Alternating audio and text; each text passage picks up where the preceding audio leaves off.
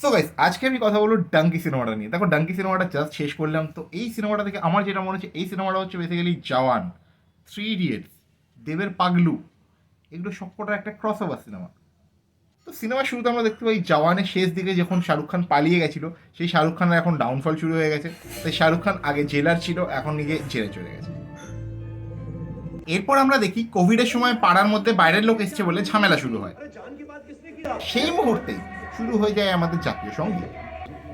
আর সেই মুহূর্তেই সেই সব নেতারা যারা চাল চুরি, ত্রিপল চুরি সব কিছু করতে পারে, তারা মিষ্টিও চুরি করে দেয়। তারপর হঠাৎ করেই আসে এই সিনটা। You can't smoke here. এই সিনটা দেখে আমি ভাবি, এটা আমি কি সিনেমা চালিয়ে ফেলেছি। মানে আজকাল এই ধরনের সিনেমা বানাচ্ছে রাজকুমার হিরানি। কিন্তু এরপর এই সিনটা দেখে আমি কনফার্ম হই, এটা জনি দাদা সিনেমার মতো না হলেও রিতেশ দেশমুখের সিনেমার মতো অবশ্যই হবে।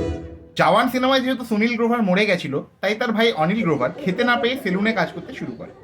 এরপর আমরা দেখতে পারি গ্রামের মধ্যে লুকিয়ে লুকিয়ে থাকা শাহরুখ খান একটা দৌড়ের প্রতিযোগিতায় নাম দিয়েছে, আর সে প্রায় জিতেও যাবে। কিন্তু হঠাৎ করেই তাকে ভেঙ্কি মাইসোর ফোন করে জানায় কে আর স্টারকে 24.5 কোটি টাকায় কিনে ফেলেছে। এরপর আমরা দেখতে পারি সেলুনে কাজ করা অনিল গ্রোভার হঠাৎ করেই ফেক অ্যাকাউন্টকে নিউজ পাঠিয়ে খুবই ডিপ্রেসড হয়ে যায়। এই ছবিতে কিছু রিয়েল লাইফ ঘটনাকে ট্রিবিউট দেওয়া হয়েছে, যেমন স্যান্ডউইচ এবং ফলের রস খেয়ে অনশন ভাঙা।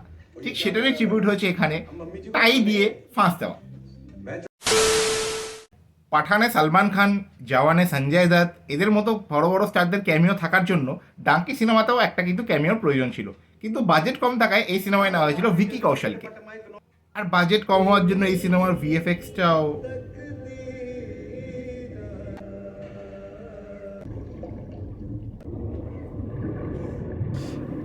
এরপর কলকাতার একটি মেট্রো স্টেশনে শাহরুখ খান তাপাসি পান্নুকে জড়িয়ে ধরে এবং আশপাশের কিছু বয়স্ক লোক এটাকে অশ্লীল আচরণ বলায় শাহরুখ খান তাদের এই অবস্থা করে।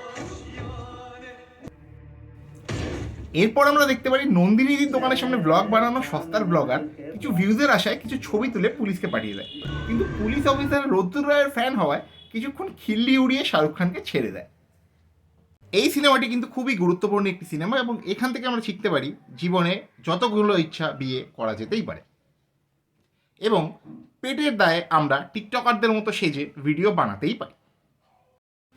দেখো, জোকস অ্যাপার্ট, ডাঙ্কি মুভিটা দেখলাম, বেশ ভালো লেগেছে সিনেমাটা। সিরিয়াসলি বলছি, দেখো থ্রি ইডিয়েটস বা অন্য কোনো মুভির সঙ্গে আমি তুলনা করবো না, বাট এই মুভিটা এটার যে জনরা সেই অনুযায়ী মুভিটা বেশ ভালো, বেশ ইমোশনাল করেছে। রাজকুমার হিরানি বোঝে, আমাদের পালস বোঝে রাজকুমার হিরানি, ঠিক আছে? তো মুভিটা দেখো, আশা করি যারা মানে দেখো যারা ওই শুধুমাত্র মার দাঙ্গা দেখবে তাদের হয়তো ভালো লাগবে না, বাট যারা অ্যাকচুয়ালি ঠিকঠাক ভালো সিনেমা পছন্দ করো তাদের ডেফিনেটলি সিনেমাটা ভালো লাগবে।